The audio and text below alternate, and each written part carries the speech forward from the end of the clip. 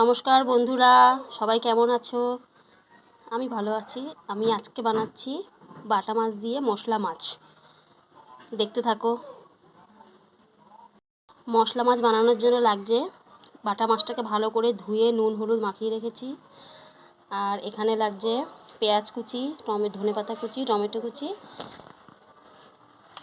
আর এখানে আমি রসুন কাঁচা লঙ্কা পেস্ট করে রেখেছি। কড়াইতে তেল গরম হতে বসিয়ে দিয়েছি।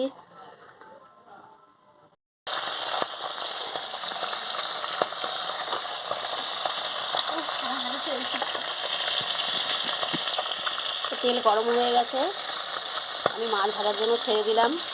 মাছটা আমার এক পিঠ ভাজা হয়ে গেছে, এবার আমি উল্টে নেব।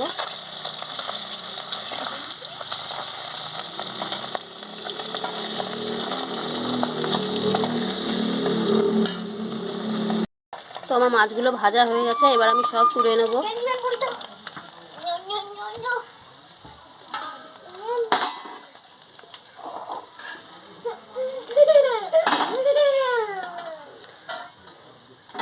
একইভাবে সব মাছগুলো ভেজে নেব আবার। তো আমার মাছগুলো সব ভাজা হয়ে গেছে, এবার নামিয়ে নেব।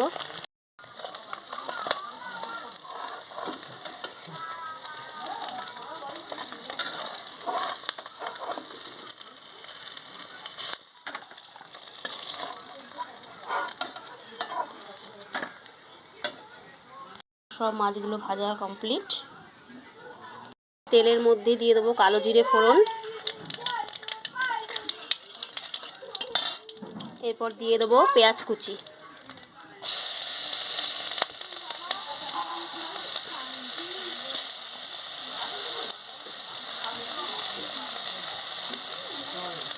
পেঁয়াজগুলোকে ভালো করে ভেজে নেব। পেঁয়াজগুলো পুরো ভাজা হয়ে গেছে, এরপরে দিয়ে দেবো রসুন আর কাঁচা লঙ্কা বাটা। তারপর দিয়ে দেবো পরিমাণ মতো লবণ,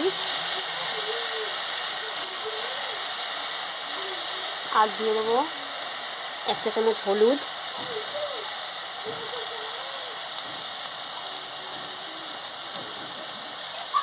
এক চা চামচ লঙ্কার গুঁড়ো,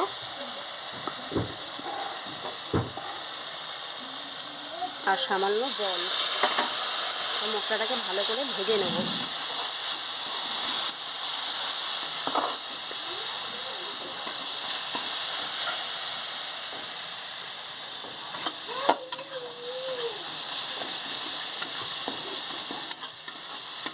মশলাটাকে পুরো ভালো করে ভাজতে হবে, না হলে কাঁচা গন্ধ ছাড়বে।